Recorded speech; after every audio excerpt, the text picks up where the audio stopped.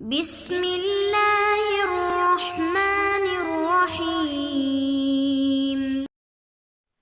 نحمدہ ونصلی علی رسولہ الکریم والحمد للہ رب العالمین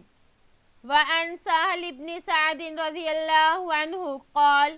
قال رسول اللہ صلی اللہ علیہ وسلم ثنتان لا تردان او قلما تردان الدعاء عند النداء وعند البأس حين يلهم بعضهم بعضا رواہ ابو داود باسناد صحیح۔ حضرت سہل بن سعد رضی اللہ عنہ سے روایت ہے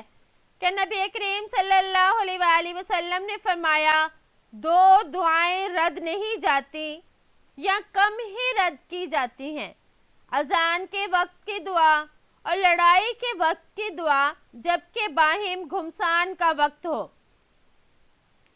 ابو داود نے صحیح سند کے ساتھ اس کو نقل کیا۔ تو اس حدیث سے معلوم ہوتا ہے کہ آدمی جنگ میں اسباب ظاہری سے زیادہ اللہ سے فتح اور نصرت کی دعا مانگے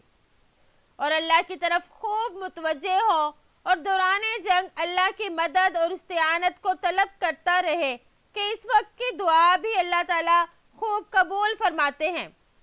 اور کسی دوسرے کی طرف کبھی توجہ اور دھیان نہ دے کہ اس کی وجہ سے میرے ساتھ میں جیت جاؤں گا یا وہ میری مدد کرے گا یا میرے کام آئے گا، بلکہ اپنا تعلق جو ہے وہ اللہ سے جوڑے رکھے۔ وعن انس رضی اللہ عنہ قال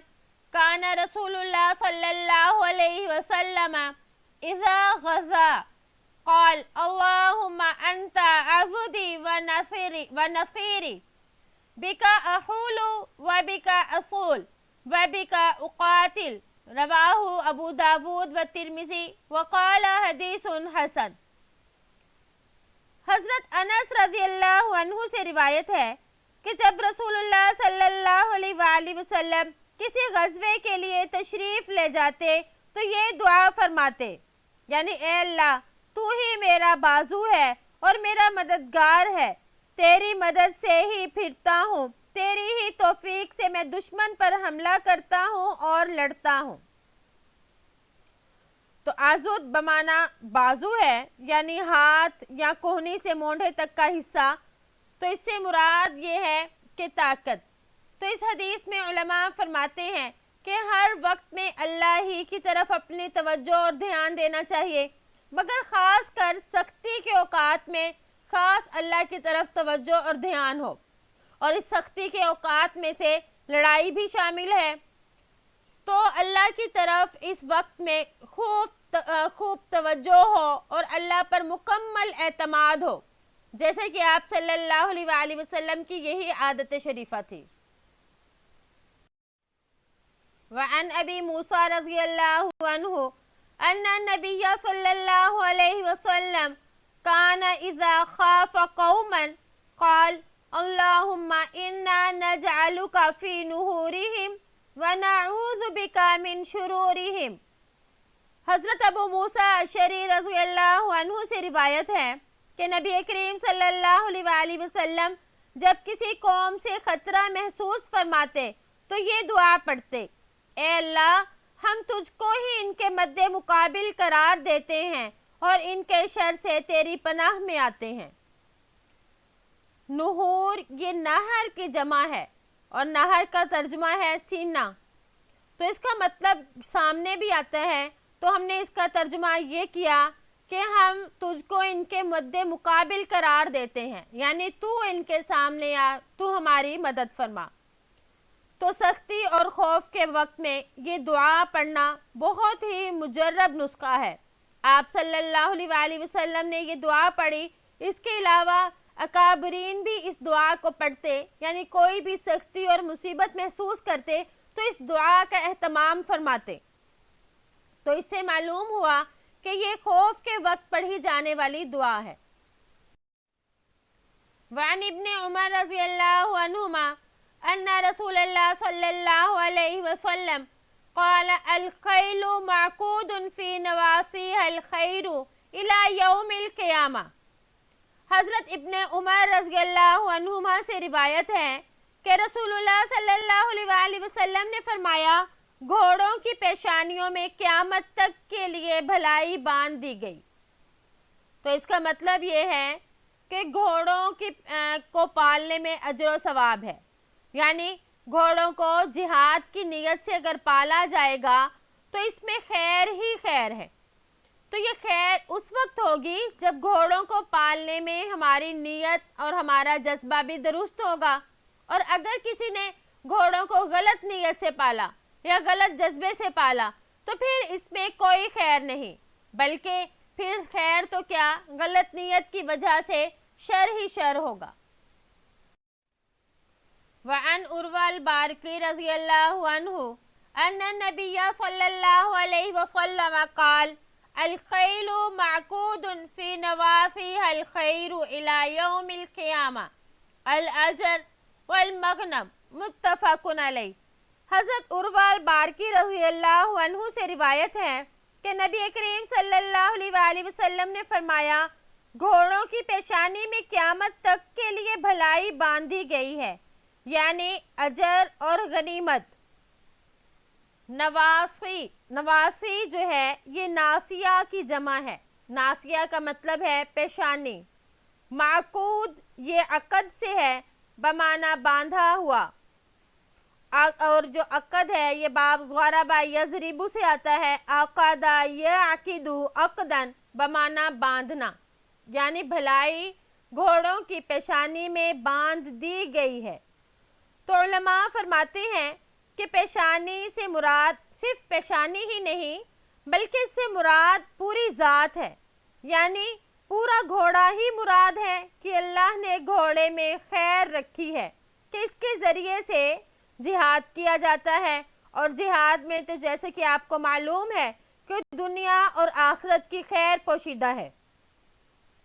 پھر آپ نے فرمایا الاجر والمغنم، اجر اس سے مراد ثواب ہے، یعنی ثواب آخرت میں ملنے والی چیز ہے،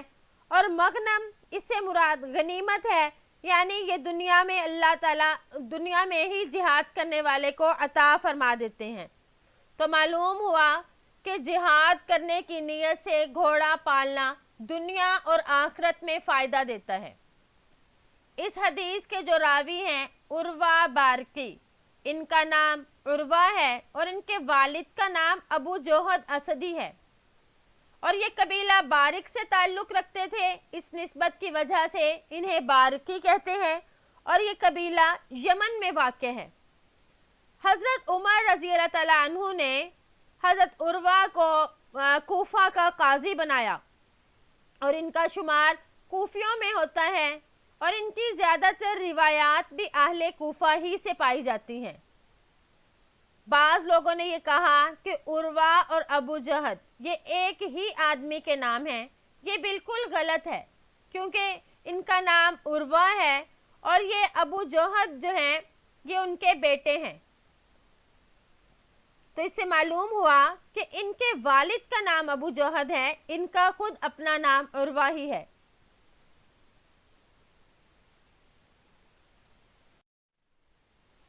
وعن ابی ہریرہ رضی اللہ عنہ قال قال النبی صلی اللہ علیہ وسلم من احتبس فرسا فی سبیل اللہ ایمانا باللہ وتصدیقا بوعدہ فإن شبعہ ورجہ وروسہ وبولہ فی میزانہ یوم القیامہ، رواہ البخاری۔ حضرت ابو ہریرہ رضی اللہ عنہ سے روایت ہے کہ نبی کریم صلی اللہ علیہ وآلہ وسلم نے فرمایا جس نے اللہ پر ایمان رکھتے ہوئے اس کے وعدے کی تصدیق کرتے ہوئے اللہ کی راہ کے لیے گھوڑا پالا تو بے شک اس کی گھاس، اس کی سیرابی، اس کا پخانہ، اس کا پیشاب قیامت والے دن اس کے ترازو کے پلڑے میں رکھی جائے گی۔ تو اس حدیث سے ہمیں معلوم ہوا کہ جہاد کی نیت سے، اللہ کے راستے میں جانے کی نیت سے گھوڑا پالنے کا بھی کتنا زیادہ اجر و ثواب ہے۔ تو خود مجاہد اور جہاد کے تو کیا ہی کہنے۔ تو فرمایا کہ اللہ پر ایمان لانے اور اس کے وعدے کو سچا جاننے کی وجہ سے جس نے گھوڑا پالا، تو مطلب یہ کہ گھوڑا پالنے میں اس کی نیت صرف اللہ کی خوشنودی ہو اور اللہ کے حکم کی فرما برداری کرنا ہو، کوئی اور مقصد نہ ہو، تو اس پر اللہ تعالیٰ اس کو اتنا زیادہ اجر و ثواب عطا فرماتے ہیں کہ اللہ تعالیٰ اس گھوڑے کے پالنے کی وجہ سے اتنے خوش ہوتے ہیں کہ وہ شخص گھوڑے کی جتنی خدمت کرتا ہے اللہ تعالیٰ سب خدمت کے بدلے اس کو الگ الگ اجر و ثواب عطا فرمائیں گے، اور قیامت کے دن تمام ہی اس کی چیزوں کو تولا جائے گا اور اس کو اس کا بدلہ ملے گا۔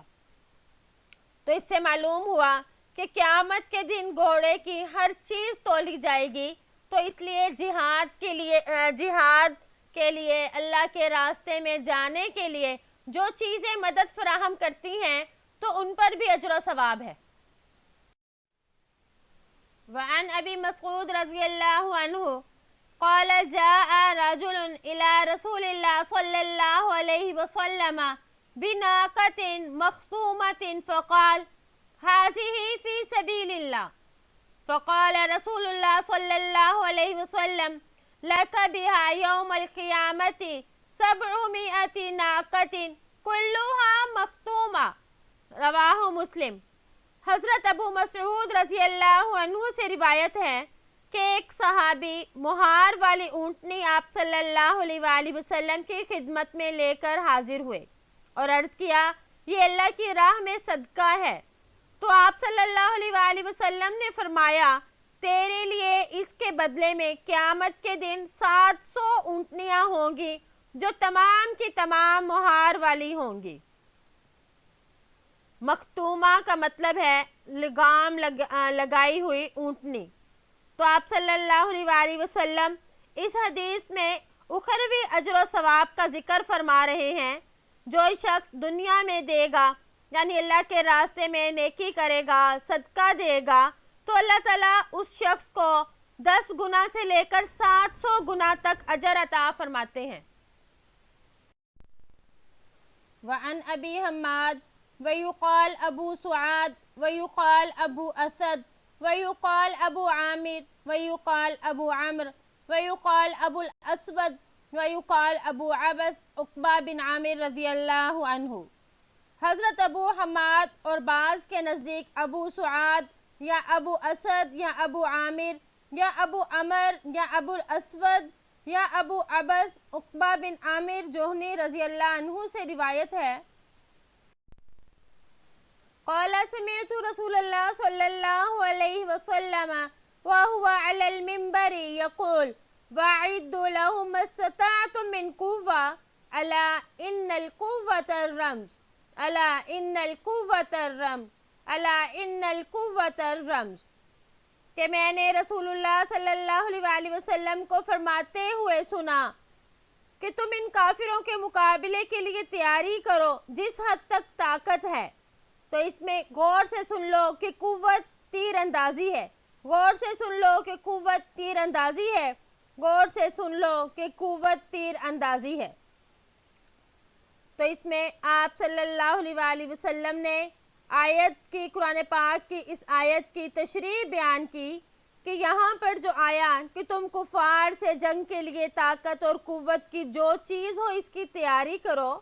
تو اس آیت میں قوت سے مراد رمج ہے یعنی تیر اندازی ہے۔ علامہ بیضاوی رحمہ اللہ نے قوت سے مراد ہر وہ چیز فرمائی جس کے ذریعے سے آدمی لڑائی میں طاقت اور قوت حاصل کرتا ہو۔ آپ صلی اللہ علیہ وآلہ وسلم نے یہ جملہ 3 مرتبہ دہرایا تاکہ اس کی اہمیت اور اس کی تاکید خوب واضح ہو جائے، اور آپ صلی اللہ علیہ وآلہ وسلم کی یہ عادت شریفہ تھی کہ جس بات کی اہمیت کو بتانا مقصود ہوتا تو آپ اس کا ذکر 3 بار فرماتے تھے، جیسے کہ یہاں پر تیر اندازی کی اہمیت کو بتانا مقصود تھا۔ تو اس سے معلوم ہوا کہ کفار کے مقابلے میں اپنی قوت کو بڑھانا، اپنے اسلحے وغیرہ کو بڑھانا یا مہارتوں کو بڑھانا یہ مستحسن ہے۔ امید ہے کہ آپ کو آج کا سبق سمجھ آ گیا ہوگا۔ السلام علیکم ورحمۃ اللہ وبرکاتہ۔